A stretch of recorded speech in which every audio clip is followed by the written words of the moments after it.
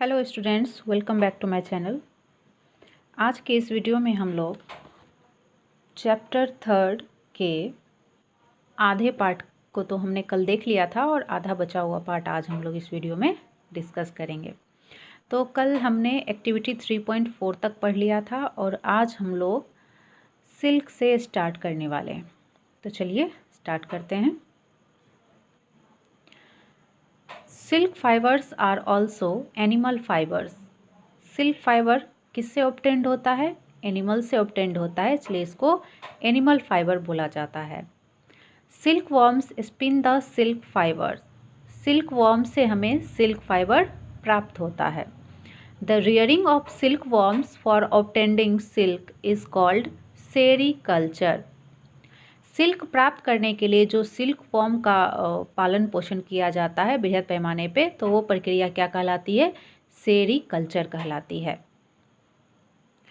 Find out from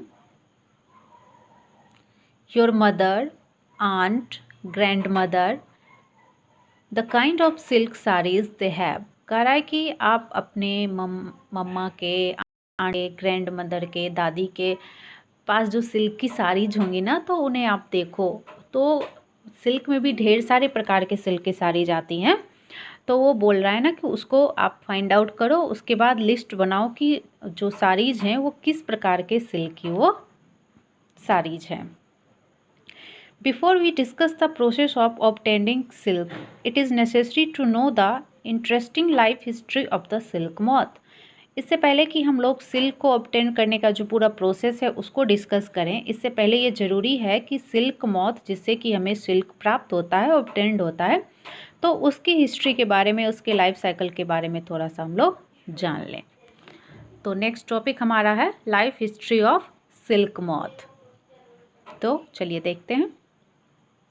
the female silk moth lays eggs. Female silk moth जो होते हैं वो अंडे देती हैं। From which hatch larva which are called caterpillar और सिल्क वॉर्म्स। जब वो अंडे फूटते हैं तो उससे लार्वा जो बाहर आता है तो उसको कैटरपिलर बोला जाता है या फिर उसे सिल्क वॉर्म भी बोला जाता है।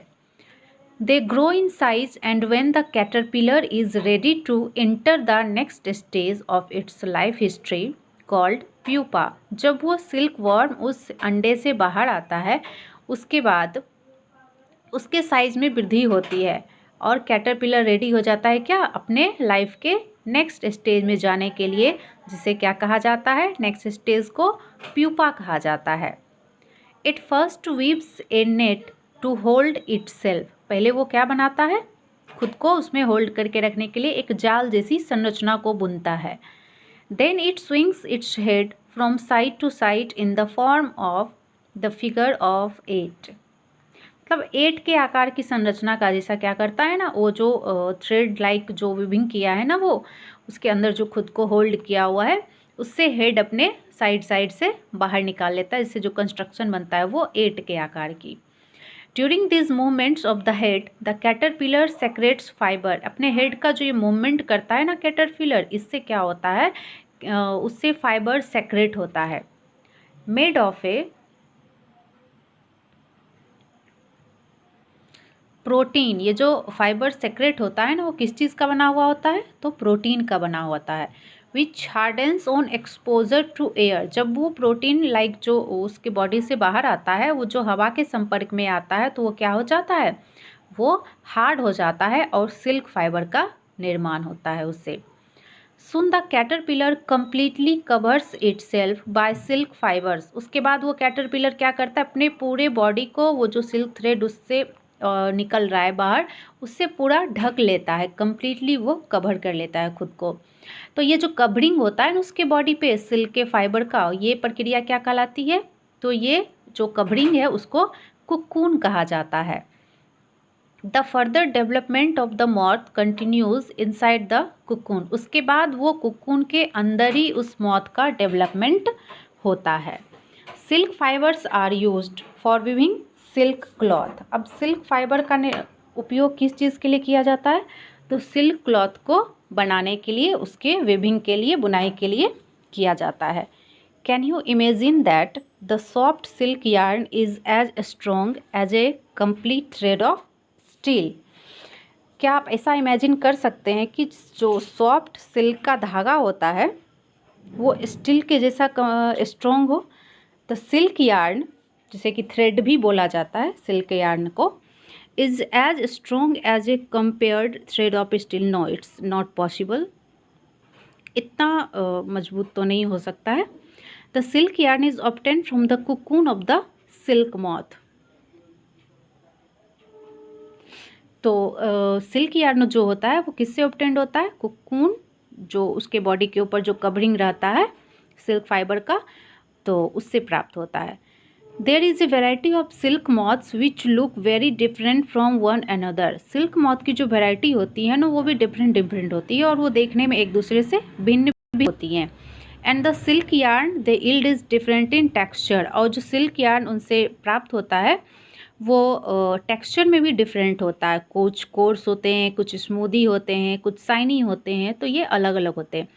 तो इसके आधार पे सिल्क को कैटेगरीवाइज किया गया है। इसको टसर सिल्क, मूंगा सिल्क, कोसा सिल्क, इटिसी वगैरह।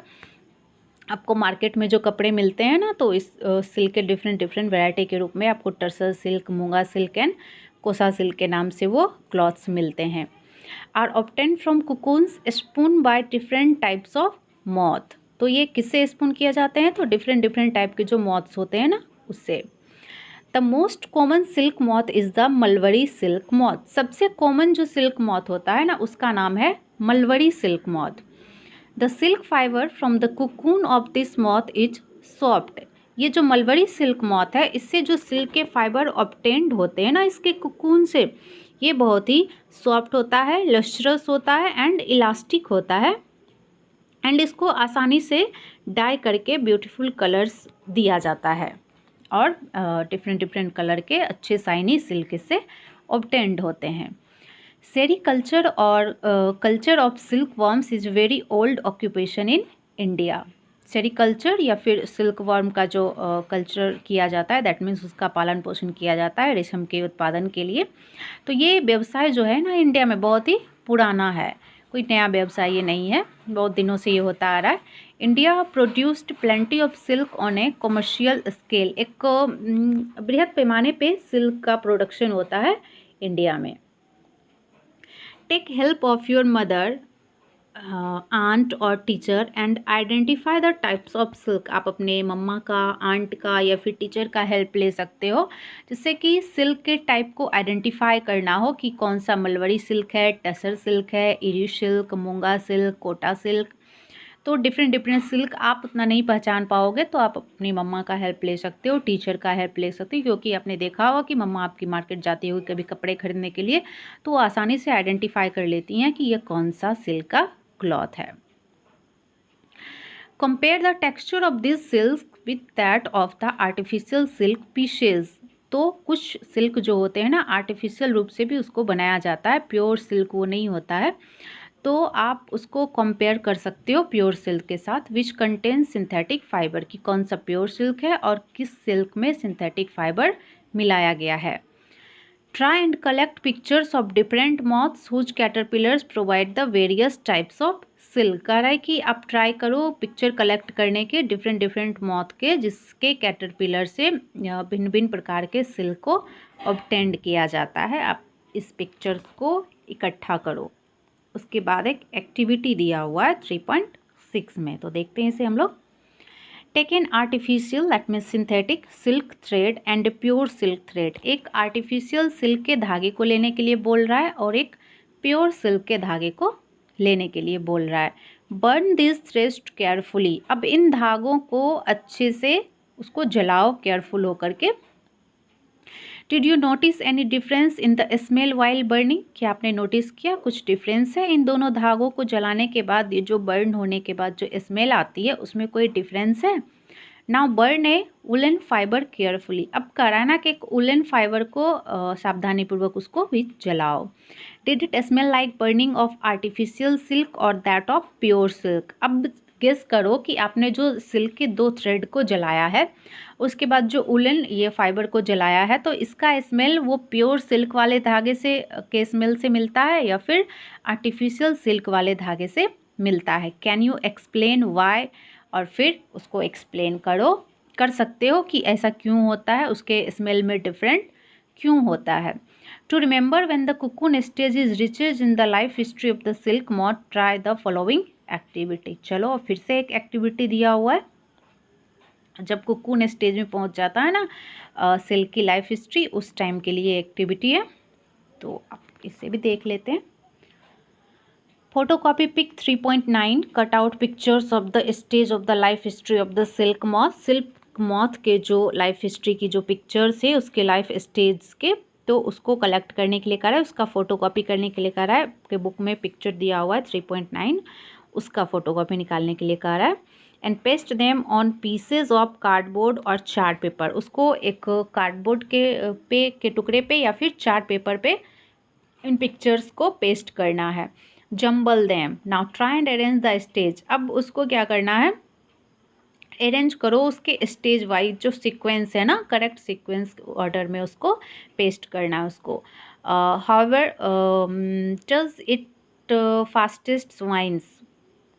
You may also describe the life history in your own word. आप अपने शब्दों में उसके लाइफ हिस्ट्री को डिस्क्राइब भी कर सकते हो एंड अपने स्क्रैप बुक में उसको लिख भी सकते हो। तो ये भी आपके एक्टिविटी में दिया हुआ है कि आप इसे भी करो। अब एक कॉलम में कुछ दिया हुआ है, हम लोग उसे भी देख लेते हैं। In India women are significantly involved in various kinds of industries related to silk production. India की जो वुमेन होती हैं ना, वो बहुत सारे इंडस्ट्रीज़ में, जैसे कि सिल्क प्रोडक्शन इंडस्ट्रीज है, उन सब में बृहद पैमाने पे इन्वॉल्व रहती हैं, उसमें काम करती हैं। These are rearing of silk worms, जिस सिल्क वॉर्म का रियरिंग हो गया, रीलिंग ऑफ सिल्क हो गया, कुकून हो गया, उसका प्रोसेसिंग हो गया, रॉ सिल्क से उसको फाइबर में कन्वर्ट करना हो गया। इन सब प्रोसेस में महिलाएं इन्वॉल्व होती हैं। By their enterprises they contribute to the nation's economy. और इस तरह से वो राष्ट्र के लिए कंट्रीब्यूट करती हैं, उसको इसके इकोनॉमी को सही करने में कंट्रीब्यूट करती हैं। China leads the world in silk production. दुनिया में सबसे ज़्यादा सिल्क का प्रोडक्शन कहाँ पे हो रहा है अभी, तो चाइना में हो रहा है। India also ranks among the leading silk producing country. उसके बाद इंडिया भी जो वो भी रैंक में है, सिल्क प्रोड्यूसिंग कंट्रीज़ के रैंक में इंडिया भी आता है। यहाँ पे बृहद पैमाने पे यहाँ पे भी इंडिया में भी सिल्क का प्रोडक्शन होता है। अब हम लोग देखते हैं, कुकून तक का तो हमने देख लिया था कैसे कुकून का निर्माण होता है। अब हम लोग देखेंगे कि कुकून से सिल्क कैसे ऑब्टेंड होता है। For obtaining silk, moths are reared and their cocoons are collected to get silk threads. Silk प्राप्त करने के लिए अब मॉथ्स को क्या किया जाता है, रियर्ड किया जाता है, और उसके कुकून्स जो होते हैं ना उसको कलेक्ट कर लिया जाता है, जिससे कि सिल्क के धागे का निर्माण होता है। अब रियरिंग कैसे होता है सिल्क वॉर्म्स का, वो हम लोग देखते हैं। A female silk moth lays hundreds of eggs at a time. एक फीमेल सिल्क मॉथ एक बार में हज़ारों अंडे देती हैं। The eggs are stored carefully on strips of cloth और paper and sold to silk worm farmers. अब ये जो एग्स होते हैं ना, उसको अच्छे से सावधानीपूर्वक कपड़े पे या पेपर के स्ट्रिप पे उसको अच्छे से स्टोर कर लिया जाता है, और सिल्क वॉर्म फार्मर्स जो होते हैं ना उनको बेचा जाता है। अब फार्मर्स क्या करते हैं, the farmers keep eggs under hygienic condition. अब ये फार्मर्स जो होते हैं ना, उस एग्स को खरीद करके उसको हाइजीनिक कंडीशन में उसको रखते हैं, under suitable conditions of temperature and humidity. Hygienic condition that means वो जो एग है ना उसके लिए सुटेबल कंडीशन हो, टेम्परेचर भी सही हो एंड ह्यूमिडिटी भी सही हो, इसका ख्याल रखा जाता है। The eggs are warm to a suitable temperature for the larva to hatch from eggs. अब एग्स को इतना गर्म किया जाता है, इतने सुटेबल टेम्परेचर पे उसको रखा जाता है, जिससे कि उसका जो लार्वा होता है ना वो अंडे के फूटने के बाद उससे बाहर आ सके। This is done when mulberry trees bear a fresh crop of leaves. ये कब होता है, जिस टाइम पे मलबरी ट्री जो होते हैं ना उसमें पत्ते लगते हैं, फ्रेश लीव्स जो लगते हैं। 3.10 फिगर में दिया हुआ है, ये मलबरी ट्री है, इसी के पत्ते पे वो ग्रो करते हैं, एग्स जो होते हैं ना वो। The larva called caterpillars or silkworms eat day and night and increase enormously in size। अब ये जो कैटरपिलर होते हैं ना, जो लार्वा होता है जो अंडे के फूटने के बाद बाहर आता है, उसको कैटरपिलर कहा जाता है या फिर सिल्क वर्म भी कहा जाता है। ये क्या फीड करती हैं, किस पे रहती हैं, तो ये जो मलबरी सिल्क के लीव्स है ना, उसी पे डे एंड नाइट उसको ईट करती हैं और इसके साइज में वृद्धि होते जाती है। 3.10 फिगर में ही दिया हुआ है। सी नंबर में यहाँ पे देखो, देखो कैसे पत्तियों पे ये लार्वा कैटरपिलर जो है इसके ऊपर ये फीड कर रही है, ये मलबरी लीव्स हैं। ओके, चलिए आगे बढ़ते हैं। हाँ, the worms are kept in clean bamboo trays. अब इन वॉर्म्स को कहाँ पे रखा जाता है, एक क्लीन बैम्बू के ट्रे में रखा जाता है, along with freshly chopped mulberry lips. Freshly जो चॉप्ड होता है ना मलबरी लिप्स, उसके साथ इसको बैम्बू के ट्रे में रखा जाता है। ऐसे पेड़ पे नहीं छोड़ दिया जाता है, इसको अच्छे से ट्रे में रखा जाता है मलबरी लिप्स के साथ में। आफ्टर 25 to 30 डेज, अब 25 से 30 दिनों के बाद द कैटरपिलर्स स्टॉप ईटिंग, ये कैटरपिलर खाना बंद कर देती है उन मलबरी लीव्स को, and move to a tiny chamber of bamboo in the tray to spin cocoons. और ये जो टीनी चैम्बर, वो जो ट्रे है ना बैम्बू का, उसके एक साइड में चली जाती हैं और वहाँ पे कोकून्स का निर्माण आरंभ हो जाता है। स्मॉल रैक्स और ट्विग्स में be provided in the trays to which cocoons get attach. अब ये जो ट्रे है ना बैम्बू का, उसमें छोटे से ट्विग्स या फिर कोई रैक प्रोवाइड किया जाता है, जिससे कि ये जो कोकून का फॉर्मेशन होता है ना, वो कोकून उससे जा कर के, उस ट्विग से जा कर के अटैच हो जाए। द कैटरपिलर और silk worm spin the cocoon inside which develops the silk moth. अब ये जो कैटरपिलर या फिर सिल्क वर्म जिसे कहते हैं, ये कोकून का निर्माण शुरू कर देती है, ठीक है, और वो डेवलप होकर के किस चीज़ में कन्वर्ट हो जाता है, सिल्क मॉथ में। अब सिल्क का प्रोसेसिंग कैसे होता है, ये जो कुकून होता है ना, उसके अंदर वो सिल्क मॉथ डेवलप करता है। कुकून तो एक रेशा हो गया जो उसके बॉडी के ऊपर आवरण के रूप में रहता है, जिससे बाद में उसे हटा लिया जाता है। तो कैसे हटाया जाता है वो हम लोग देखते हैं। प्रोसेसिंग कैसे होता है सिल्क का, तो processing silk. A pile of cocoons is used for obtaining silk fibre. अब ये जो कुकून होता है ना, उसको सिल्क फाइबर, जो ये सिल्क फाइबर ही को प्राप्त करने के लिए कुकून से को उससे सिल्क मॉथ से हटा लिया जाता है। The cocoons are kept under the sun और बॉइल्ड और एक्सपोज टू स्टीम। अब इस कुकून को कहाँ रखा जाता है, सूर्य की रोशनी के नीचे, या फिर उसको बॉयल किया जाता है, या फिर भाप लगाया जाता है। The silk fibres separated out, ये जो गर्मी उसको मिलती है ना, इससे सिल्क फाइबर उससे क्या हो जाता है, सेपरेट हो जाता है। The process of taking out threads from the cocoon for use as silk is called reeling the silk. अब ये जो प्रक्रिया होती है ना, जिससे कि टेकिंग आउट थ्रेड्स, अब ये जो कुकून है सिल्क जो है उससे थ्रेड का निर्माण किया जाता है, तो ये प्रक्रिया रीलिंग ऑफ द सिल्क कहलाती है। Reeling is done in special machine. सब ये जो रीलिंग की प्रक्रिया होती है ना, ये एक स्पेशल मशीन के द्वारा की जाती है, विच अनवाइंड द थ्रेड्स और fibre of silk from the cocoon, जो कि इस कुकून से उसको सिल्क को क्या चीज़ में कन्वर्ट करती है, धागे में कन्वर्ट करती है, थ्रेड में कन्वर्ट करती है। Silk fibre spoon into silk threads. Fibre किसमें उसको स्पून किया जाता है, सिल्क थ्रेड में, धागे के रूप में इसका निर्माण हो गया। अब which are woven into silk cloths by weavers. अब वीवर्स इसको क्या करते हैं, once that weavers, that means बुनकर इनको कहा जाता है, जो कि अब ये धागे से सिल्क क्लॉथ का निर्माण करते हैं। तो इस तरह से पूरा चैप्टर हमने पढ़ लिया। अब हाँ, कल के वीडियो में हम लोग बूझो की पहेली सॉल्व कर रहे थे, आज तो पहेली की भी पहेली है, तो उसे हम लोग देख लेते हैं कि पहेली हमसे क्या क्वेश्चन करना चाह रही है।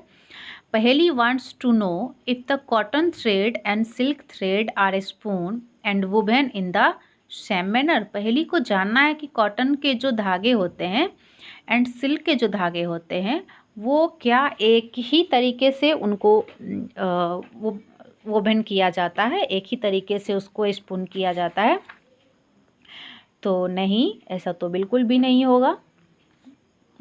कॉटन जो होते हैं ना वो प्लांट फाइबर होता है, वो हमें प्लांट से प्राप्त होता है। और जो सिल्क होता है वो क्या है, एनिमल फाइबर है, ये हमें एनिमल से प्राप्त होता है। तो जाहिर सी बात है कि इसके स्पून का जो होगा इसका स्पून का तरीका, इसके रियरिंग का तरीका, ये सब तो अलग अलग होगा ना। प्लांट से हमें प्राप्त होता है कॉटन, तो इसका अलग प्रोसेस होता है और सिल्क फाइबर का अलग प्रोसेस होता है। सेम मैनर में तो नहीं होता। सिल्क फाइबर्स का कैसे किया जाता है वो तो अभी हमने पढ़ लिया, लेकिन इसमें ये जो कॉटन वाला दिया हुआ, ये हम लोग पिछले क्लास में पढ़े हैं, 6 क्लास में कॉटन एंड जूट के बारे में दिया हुआ था।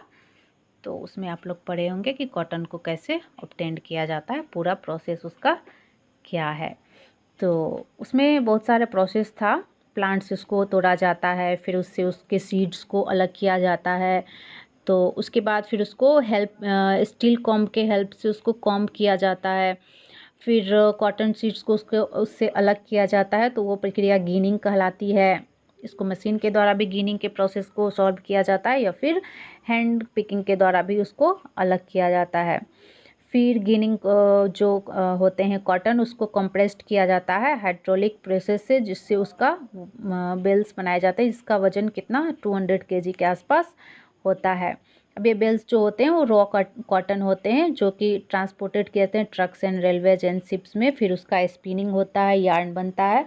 तो वीविंग, निटिंग, दैट्स शोन, ढेर सारे प्रोसेस होते हैं उसमें भी। तो ये हम लोग पिछले क्लास में पढ़े हुए हैं। तो इस तरह से हमारा चैप्टर कंप्लीट हो गया। अब कल के वीडियो में हम लोग कीवर्ड्स इसका देखने वाले हैं। आई होप आपको चैप्टर समझने में परेशानी ना हुई हो, बट अगर फिर भी कोई प्रॉब्लम है तो आपसे पूछ सकते हो। Thanks for watching.